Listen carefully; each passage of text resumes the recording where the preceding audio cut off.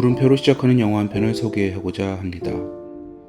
1982년 한국의 미혼모에게서 태어나 덴마크로 입양된 선이 엥겔스토프. 그는 덴마크의 양부모에게서 양육되어 유럽식 교육을 받으며 잘 성장합니다. 그녀는 성장하고 청소년기와 성인이 되어가면서 대부분의 시간을 자신의 정체성을 찾고 질문하는 데 보내게 됩니다. 그 질문은 나는 어떻게 해서 입양이 되었는가? 해외 입양은 못 사는 나라에서 보통 이루어진다는데 한국은 잘 사는 나라라 하던데 왜 자신의 생모는 자신을 버렸을까?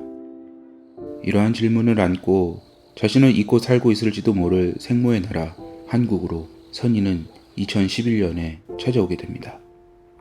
Your name here. Your mother's name is here.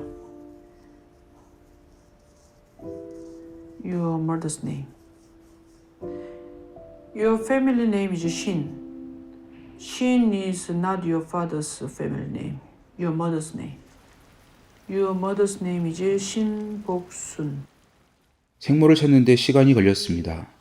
그리고 왠지 모르게 애타게 찾으면 찾을수록 더 찾기가 어려운 듯한 느낌마저 들게 합니다. 그래서 선희는 30년 전 자신의 생모와 같은 처지의 미혼모들을 돌보는 한 기관에서 봉사를 시작하게 됩니다. 그곳의 미혼모들은 비슷한 처지의 상황임을 오래 걸리지 않아 알게 됩니다.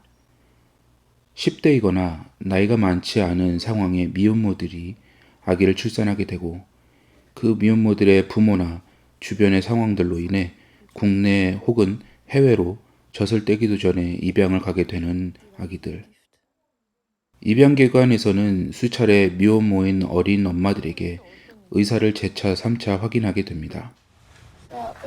미혼이라고 생각하진 않고요. 딱히 이룰 건 없을 것 같아요. 어떤 결정을 하든 간에. 아기를 키우고 싶어요. 네. 지금 이제 결정을 하게 되면 나중에 이게 나한테 어떤 이점이 있을까? 행복한. 아기를 키우면 행복할 것 같아요. 그 다음에 다섯 번째는 다섯 번째는 어떤 걸림돌이 있을까? 돈. 그리고 가족 간의 사이, 친척들. 아기를 키우고 싶은지, 아기를 생각하면 어떤 생각이 드는지, 아직은 어리기만 할 것이고 상황을 책임질 수 없을 것이라는 주변의 생각과는 달리 어린 미혼모들은 아기를 위한 선택을 하고자 노력합니다. 문제는 주변의 시선에서 일어납니다. 그 미혼모의 부모, 아기의 어린 아빠의 부모들, 친척들, 그리고 주변 사람들의 인식들이 생각보다 더 빠르게 어린 미혼모에게 아기와의 앞으로의 상황을 결정하도록 재촉합니다. 수많은 결정 속에서 어린 미혼모들이 선택을 강요받는 방향은 바로 입양을 보내는 것이게 됩니다. 너 당장 고등학교는 졸업 안 할 거야? 아기 아빠 군대도 안 갔다 왔다고 하는데 아기 양육비는 어떻게 할 건데? 태어난 아기를 위해서 어린 미혼모를 위해서도 그 편이 좋다고 선택을 주변으로부터 요구받게 되고 미혼모들은 주변에서 현명하다고 여겨지는 선택을 빠르게 선택하게 됩니다.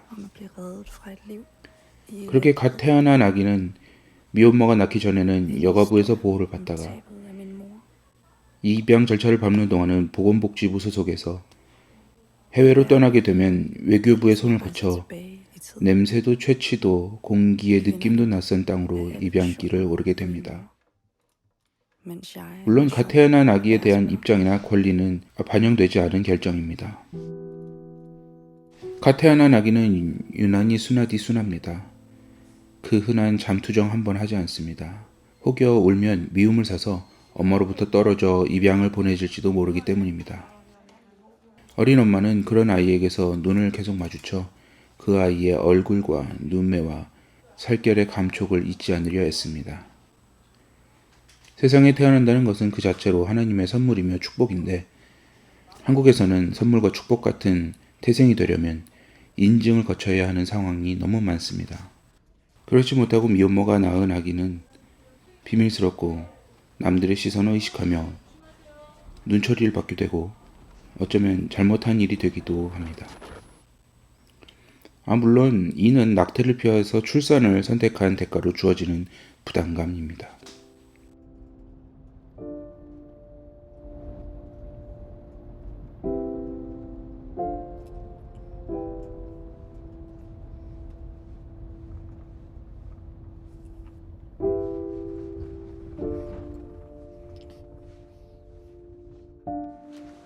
I am one out of over 200,000 Korean citizens who have been moved out of South Korea through international adoption.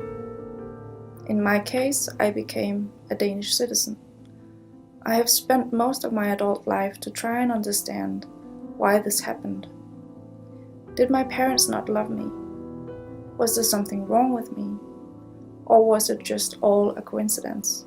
Was it fate? But a longing inside of me made me return to Korea. So did many others. We came back in huge numbers and no one expected it. We all needed answers. We needed to understand why we were relinquished. And in so many cases, we found out that we were not orphans as it said in our papers. I haven't been able to find my mother, and she is the only lead to knowing my origin. She is my closest bond. I can't remember her, but my body recalls her. I now know from making this film that it is not only mothers and fathers, but siblings, grandparents, aunts, uncles, and cousins who are greatly affected by the disappearance of a child. I hope that this understanding can lead to change for a better future. A future where babies don't get separated from their parents. A future with dignity, pride, and truth.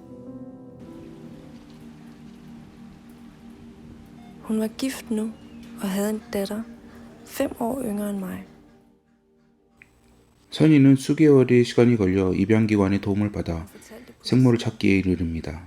하지만 생모는 자신을 만나길 거부했고 자신을 잊고 산 듯 싶었습니다. 2년여의 시간 동안 미혼모들을 살펴온 한국계 덴마크 국적의 선희는 생모를 원망하지 않았습니다. 그저 오늘 자신의 아기를 입양 보내야만 했던 어린 미혼모를 카메라를 내려놓고 꼭 안아주었습니다. 미혼모 보호시설 화단에는 그토록 물망초 꽃이 흐드러지게 피어있는 꽃길을 걸어 서로가 서로를 지켜내는 방법의 일환으로 갓난 아기들은 엄마와 헤어지는 상황을 겪고 있는 듯합니다. 이 영화에서조차 한 번도 나오진 않았지만 갓난 아기들의 남기는 한마디 Forget me not 엄마에게 쓰는 편지였습니다. 여기를 잘 별일 없도록 잘 도와주십시오 이렇게 하는 거예요. 여기는 아기와 엄마들 건강하게 잘 도와주십시오. 집에서 반대하면 설득할 자신 있어? 힘들겠지. 근데 진짜 엄마 아빠만 허락하면 키우고 싶은데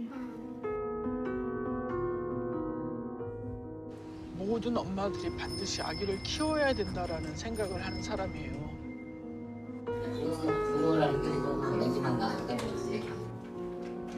아기를 키운다면 억지로 아버지 생각은 억지로 떼어놓겠다.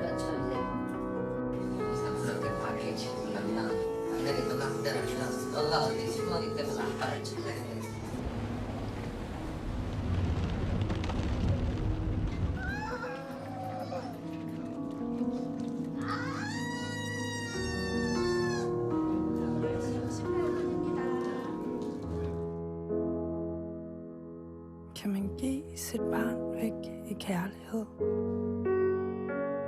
Jeg prøver at forstå dig. Det gør jeg virkelig.